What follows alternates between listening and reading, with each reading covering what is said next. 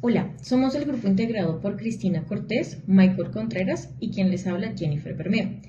Bienvenidos a la presentación de psicometría, donde hablaremos sobre la teoría clásica de los test, la teoría de respuestas al ítem y la teoría de la generalización. Iniciemos con la teoría clásica del test. Esta es un marco fundamental en la psicometría y se utiliza para evaluar la fiabilidad y validez de las pruebas psicológicas y educativas.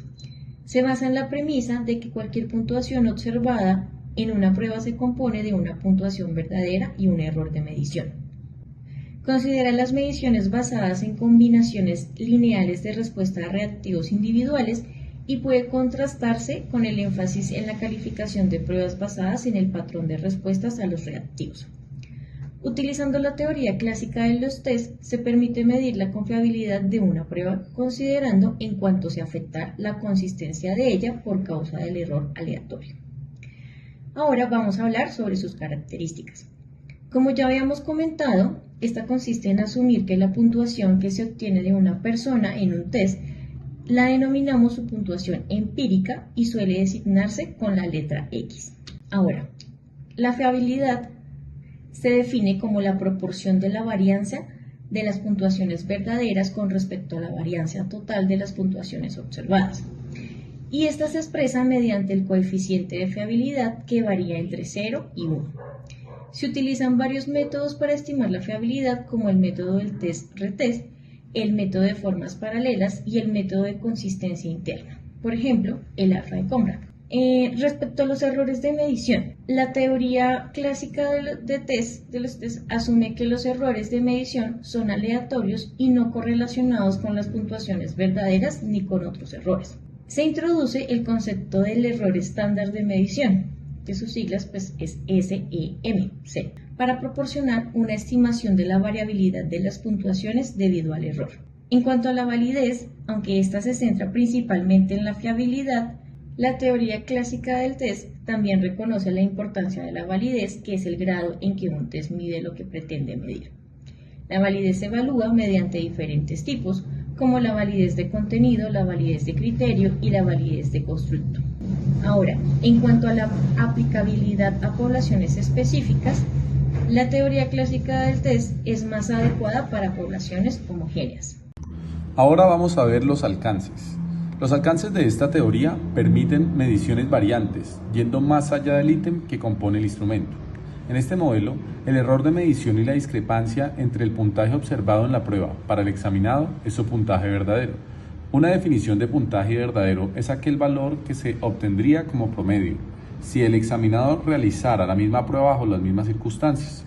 Esta teoría se fundamenta en los siguientes parámetros para caracterizar a los ítems y a las pruebas, de acuerdo con su calidad para la medición.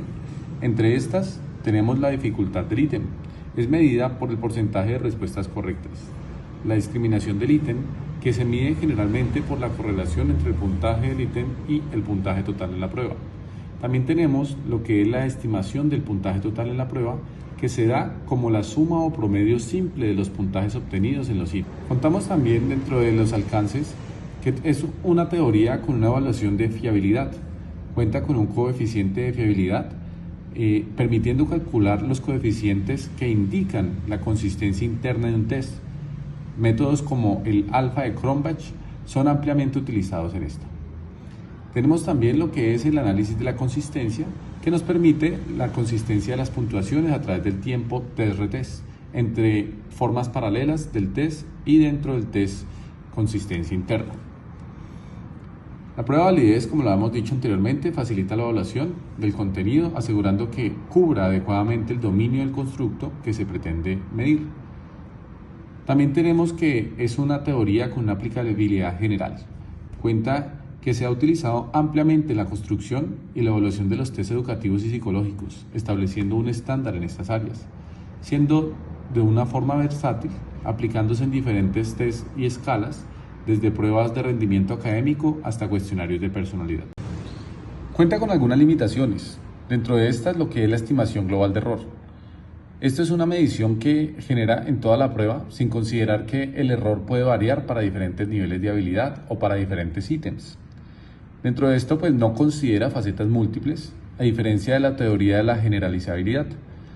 Esta no permite evaluar múltiples fuentes de error simultáneamente, limitando su capacidad para proporcionar una evaluación detallada de la fiabilidad. Al asumir también lo que es el error de medición, es aleatorio y no correlacionado con la puntuación verdadera.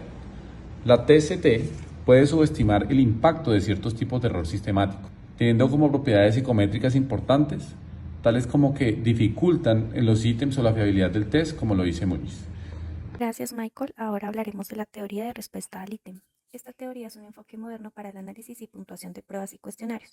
Se utiliza ampliamente en psicometría para mejorar la precisión y la validez de las medidas de habilidades, actitudes o rasgos para así medir la confiabilidad del instrumento, tal como lo menciona Zúñiga.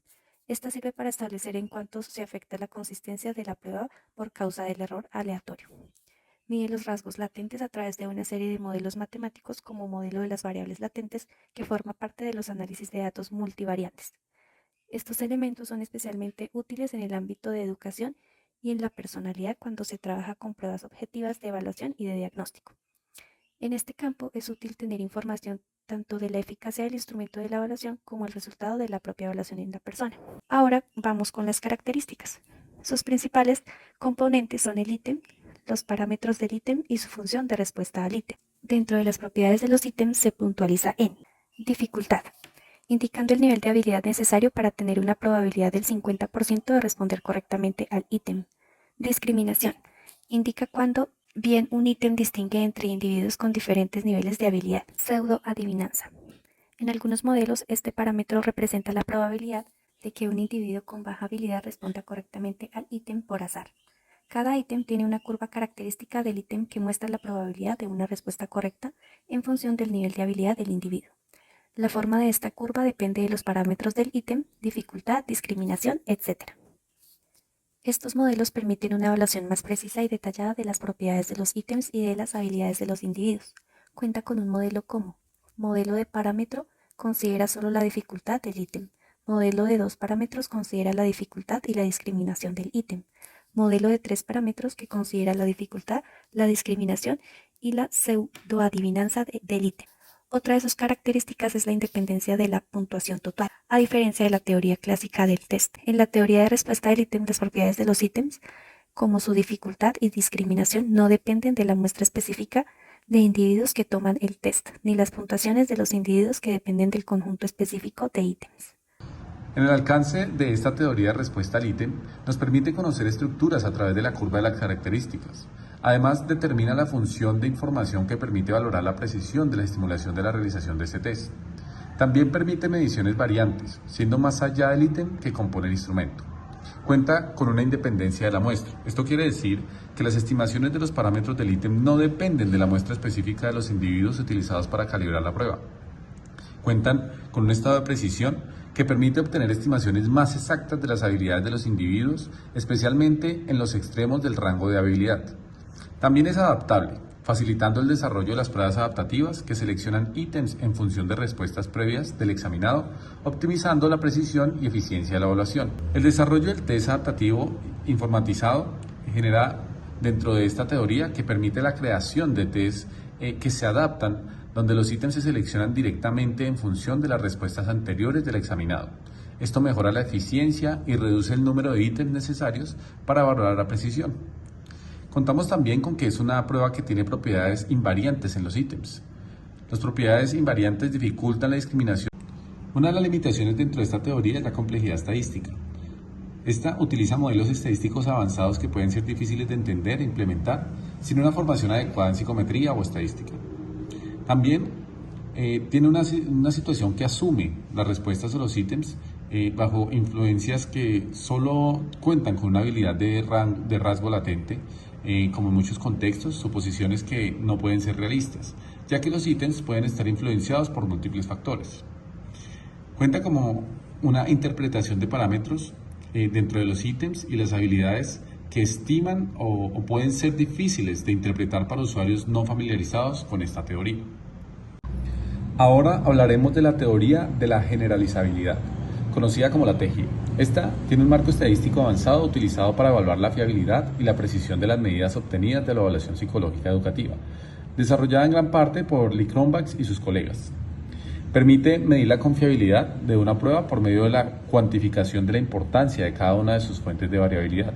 En esta teoría cuentan diversas características, siendo estas multifacéticas, descomposición de varianza, coeficiente de generalizabilidad, diseños flexibles, permitiendo diseñar estudios y optimizar la administración de pruebas considerando diferentes configuraciones de facetas. Así como se cita por parte de Zúñiga, pues se aplican técnicas de análisis de varianza para cuantificar la importancia de cada fuente de variabilidad, además de las diferencias individuales de los examinados. Se intenta identificar y cuantificar esas fuentes de variación de los puntajes observados. Por esta razón, técnica estadística de análisis de varianza es la idónea como herramienta por el estudio empírico de la confiabilidad de una prueba psicométrica. Los alcances de esta prueba tenemos lo que es la evaluación integral de la fiabilidad, la optimización de las pruebas, aplicaciones diversas y la adaptabilidad. Dentro de esto, quiere decir que ofrece una evaluación más completa de la fiabilidad de la prueba al considerar múltiples fuentes de error simultáneas en contraste con la teoría clásica del test, que generalmente evalúa una sola fuente de error. También quiere decir que es utilizada en educación, psicología, investigación social y otras áreas donde es crucial medir con precisión habilidades, actitudes o rasgos. Es de aplicación diversa y es adaptable, ya que permite que los estudios a diferentes contextos y propósitos se adapten, siendo útil dentro de estos textos para la creación de las nuevas pruebas, como la evaluación de pruebas existentes. Por último, entramos en la limitación de esta teoría. Una posible desventaja de la teoría G en la relación de la teoría clásica es que no permite medir individualmente el poder discriminatorio de cada reactivo. Solo calcula el porcentaje de variabilidad explicada por los componentes de la varianza de los ítems y sus interacciones. Dado a esta debilidad, se puede considerar un uso complementario de ambas teorías, empleando la clásica para eliminar de previos reactivos que no contribuyan a la precisión en términos del alfa-Cronbach, según Zúñiga 2007. Tenemos que dentro de esas limitaciones la complejidad estadística, lo que son los requisitos de datos, asumir una independencia. Esto prácticamente es que requiere un conocimiento avanzado de técnicas estadísticas y de análisis de varianza, la cual puede ser una barrera para algunos investigadores y profesionales. Generalmente, pues esta teoría necesita grandes conjuntos de datos para estimar con precisión los componentes de varianza y los coeficientes de generalizabilidad, lo que puede no ser siempre viable. Muchas gracias por su atención. Dejamos las referencias bibliográficas en este punto. Espero que hayan podido aprender y comparar las diferentes teorías dentro de la psicometría.